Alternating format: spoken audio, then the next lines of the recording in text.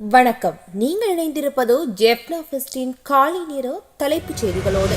மட்டக்களப்பில் மீண்டும் குழப்பங்களை ஏற்படுத்தும் வகையில் விகாரை அமைக்க வருமாறு அம்பிட்டிய சுமரத்ன தேரர் அழைப்பு. தேசிய மக்கள் சக்திக்கு எதிராக மகிந்தவின் மொட்டு கட்சி உட்பட சில எதிர்க்கட்சிகள் இணைந்து இன்று பேரணி முன்னெடுப்பு.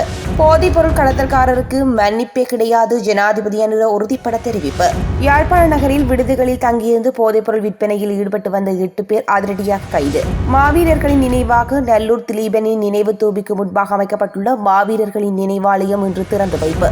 ஒருத்தனுக்கு ஒருத்தி என்பதுதான் தமிழர் கலாச்சாரம். அர்ச்சுனா எம்பிக்கு பாடம் கொடுத்த இளங்குமரன் எம்பி. கிளிநொச்சியில் பார் நடத்தும் கும்பல்கள் தொடர்ந்து மக்களை ஏமாற்றுகிறது. சபையில் அர்ச்சுனா எம்பி கொந்தளிப்பு. யாழ்ப்பாணத்தில் பிறந்த இரட்டை குழந்தைகளில் ஒரு பெண் குழந்தை ஏற்கனவே உயிரிழந்த நிலையில் மற்ற ஆண் குழந்தையும் உயிரிழப்பு. யாழ்ப்பாணத்தில் கால் தவறி கிணற்றுக்குள் விழுந்த நபர் உயிரிழப்பு. நோர்வே நாட்டிலிருந்து வந்தவருக்கு யாழ்ப்பாணத்தில் நடந்த சோகம். யாழ்ப்பாணத்தில் ஏஎல் பரீட்சையில் உயிரியல் வினாத்தாள்களை திருத்துவதற்கு அனுப்ப மறந்த அதிகாரிகள். இலங்கை வரலாற்றில் முதல் முறையாக பதிவான சம்பவம்.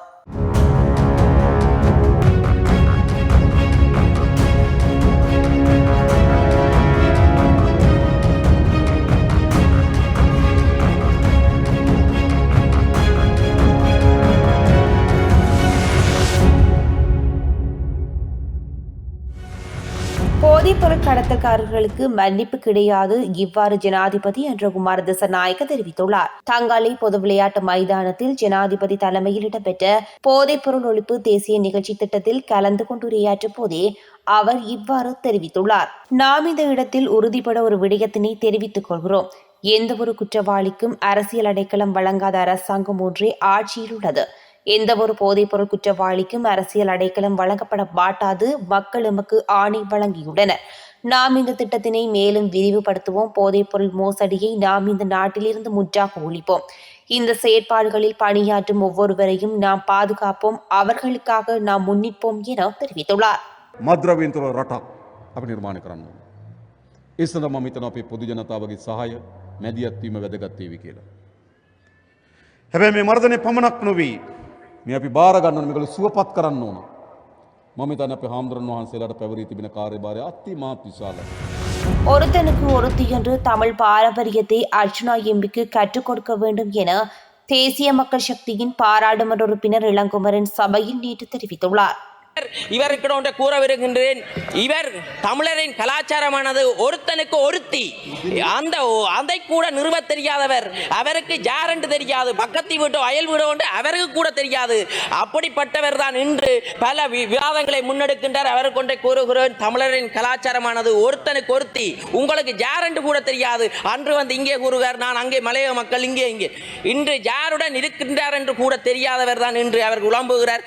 இந்த இனவாதத்தின் வலை ஏற்பட்ட போது இங்கே இருக்கும் தமிழ் கட்சிகளும் சிங்கள கட்சிகளும் சந்தோஷமாக இருந்ததை நான் அவதானித்திருந்தேன். ஏனென்றால் அவர்களுக்கு அந்த இனவாதத்தில் தான் தூங்கி பழக்கம், இனவாதத்தின் ஊடாகத்தான் வாக்குகளை பெற்று பழக்கம். கிளிநொச்சியில் பார் நடத்தும் கும்பல்களும் தமிழ் மக்களை ஏமாற்றும் அனுர அரசாங்கமும் நீண்ட காலம் நிலைக்கப் போவதில்லை என பாராளுமன்ற உறுப்பினர் ராமநாதன் அர்ச்சுனா சபையில் நேற்று தெரிவித்துள்ளார். வடக்கு மாநிலத்தினுடைய ஜமீன்தார், வடக்கு மாநிலத்தில் கிளிநொச்சி ஆக குறைந்த வருமானம் வருகின்ற ஒரு மாவட்டம். அந்த மாவட்டத்தில் இருக்கிற மக்கள் வாழ்வதற்கு ஆதாரம் இல்லாமல் அவர்கள் மிகவும் வறுமையில் வாழ்ந்து கொண்டிருக்கிற அந்த மாவட்டத்தில் இந்த ஜமீன்தார் வெக்கமாக இருக்கிறது. இந்த பார் 500 பார் பெர்மிட் வேண்டின இந்த பார் அவர்கள் போய் மறுபடியும் இந்தியாவுக்கு போய் இந்த அக்ரிமெண்ட்டை செய்திருக்கிறார். எனக்கு மிக வெக்கமாக இருக்கிறது. ஏனென்றால் முழு கல்லறிஞர் முன்னால் பார்த்து கொண்டிருக்கிறார்கள். முட்டையை விழுங்கினாங்களோ இல்லாட்டி மாறி சொன்னால் அது பாராளுமன்றத்திலிருந்து நீக்கி போடுவீங்கள். அதை நான் சொல்லாமல் அதை விழுங்கினாங்களோ என்னமோ தெரியாது, முழுசி கொண்டே இருக்கிறாங்க. இதுதான் அந்த டாக்குமெண்ட்.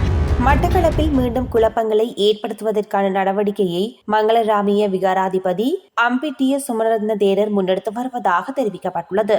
மட்டக்களப்பு ஏறாவூர் பற்று பிரதேச செயலாளர் பிரிவுக்குட்பட்ட பன்குடாவெளி பகுதியில் உள்ள தொல்பொருள் பகுதிக்கு சென்று நேரலையொன்றை செய்துள்ளதுடன் அங்கு விகாரையினை அமைக்க முன்வருமாறு சுமரத்ன தேரர் கோரிக்கை விடுத்துள்ளார்.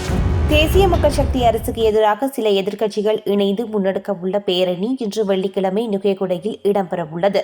இந்த பேரணியில் பெருந்திரளான மக்கள் பங்கேற்பார்கள் என முன்னாள் ஜனாதிபதி மஹிந்த ராஜபக்ஷ அறிவித்துள்ள நிலையில் நாட்டில் பல பகுதிகளில் உள்ளவர்கள் நுகேகொடை அழைத்து வரப்படுவார்கள் என எதிர்பார்க்கப்படுகின்றது.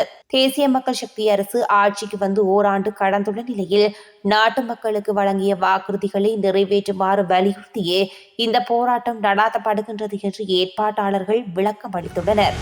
யாழ்ப்பாண நகரில் விடுதிகளில் தங்கியிருந்து போதைப்பொருள் விற்பனையில் ஈடுபட்ட 8 பேர் கைது செய்யப்பட்டுள்ளனர். யாழ்ப்பாணம் மாவட்ட குற்றத்தடுப்பு பிரிவு போலீசாருக்கு கிடைத்த தகவலுக்கு அமைவாக நடத்திய விசாரணை சோதனை நடவடிக்கையின் போது கைது நடவடிக்கை முன்னெடுக்கப்பட்டுள்ளது.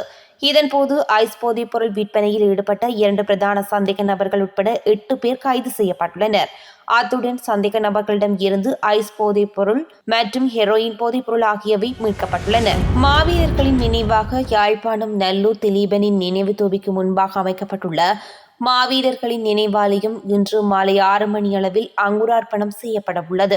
மாவீரர்களையும் நாட்டு பற்றாளர்களையும் ஆவணப்படுத்தும் வகையிலேயே மாவீரர்களின் குறித்த நினைவாலயம் அமைக்கப்பட்டுள்ளமை குறிப்பிடத்தக்கது. யாழ்ப்பாணத்தில் பிறந்த இரட்டை குழந்தைகளில் ஒரு பெண் குழந்தை ஏற்கனவே உயிரிழந்த நிலையில் மற்ற ஆண் குழந்தையும் நேற்று உயிரிழந்தமை பெரும் துயரத்தை ஏற்படுத்தியுள்ளது. இளவாலை பகுதியைச் சேர்ந்த 9 மாதங்களேயான தர்ஷன் அஸ்வின் என்ற குழந்தையே இவ்வாறு உயிரிழந்துள்ளது. கடந்த 9 மாதங்களுக்கு முன்னர் குறித்த 2 குழந்தைகளும் பிறந்த நிலையில் ஏப்ரல் மாதம் பெண் குழந்தை உயிரிழந்துள்ளது. ஆண் குழந்தைக்கு நேற்று அதிகாலை திடீரென வாந்தி ஏற்பட்ட நிலையில் குழந்தை மயக்கமுற்றுள்ளது. இந்நிலையில் சங்கானை வைத்தியசாலைக்கு பெற்றோர்கள் கொண்டு சென்றுள்ளனர். இருப்பினும் குழந்தை ஏற்கனவே உயிரிழந்துள்ளதாக வைத்தியர்கள் தெரிவித்துள்ளனர். யாழ்ப்பாணத்தில் கால் தவறி கிணற்றினுள் விழுந்த நபர் ஒருவர் நேற்று உயிரிழந்துள்ளார்.